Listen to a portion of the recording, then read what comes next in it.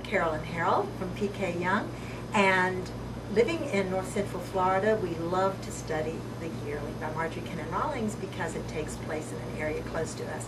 But if you'll look, this is a pretty fat book with lots of words for middle school kids. So we've devised a project that will make reading this more fun and also stay in tune with the whole focus and milieu of this novel.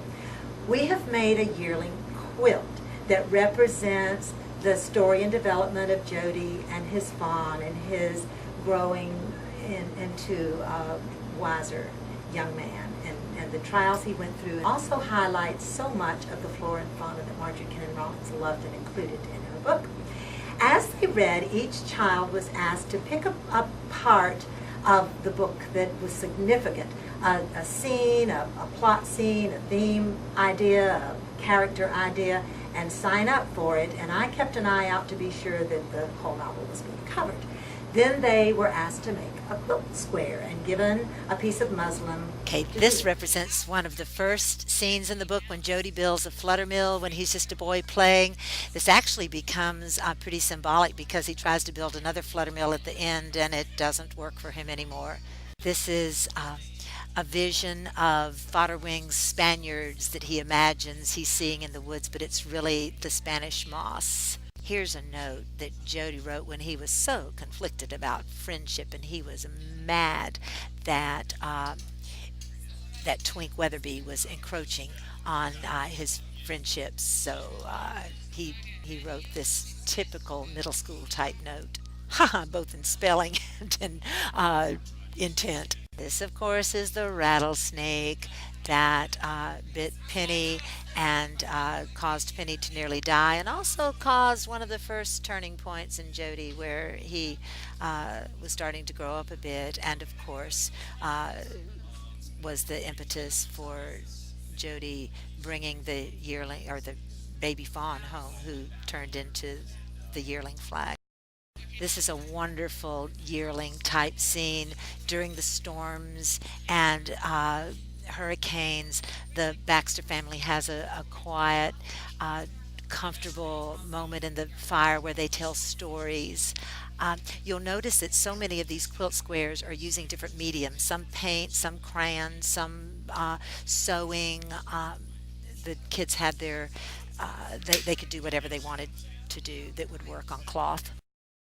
One of the key elements of the book, as this quilt square shows, is the way that Jody kept Flag hidden in his heart. They were so close, even though disasters of all kinds were swirling around them, as the background of this quilt square shows. This is an actual cloth. It's yarn as well as paint, and the students were trying to show the November frost glistening on the trees. Probably Florida trees didn't exactly look like that, but still it gets the idea across. This is one of the pivotal scenes near the end after Jody and of course the parents know what's going on with all their crops. Jody, with the help of his mother, builds a fence high, but Flag clears it as if it weren't even there and eats up the crops again. These two squares are some of our favorite ones, and actually the favorite ones of the kids too. It's when Jody has finally come home after running away, being so angry. The dark hand represents Jody's hand because he's dirty and worn, and he's putting his hand on Penny, and he can feel Penny's tears falling on his hand. And the text, which you can't read now, is the significant text of what Penny tells Jody when he comes back, welcomes him back, and lets him know what it's like to be a man.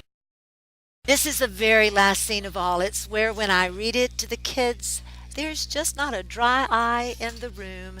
This is where Jody now is back home, and he's dreaming of a boy and a fawn playing together, but it will never be real. Flag is really dead, but he lives in Jody's heart and in our hearts too.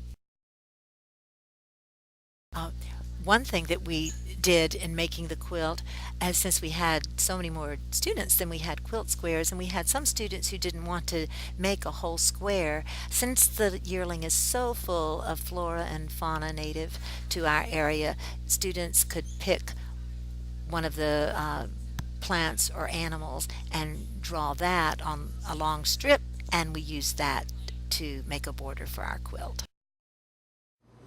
So here's an example of how you can bring a whole novel together in a quilt and even teach some of your guys how to actually quilt. This works great for novels, particularly ones that quilts would be appropriate for, but this would be super for a collection of short stories, poetry. You can take it into history and various other disciplines as well. So enjoy.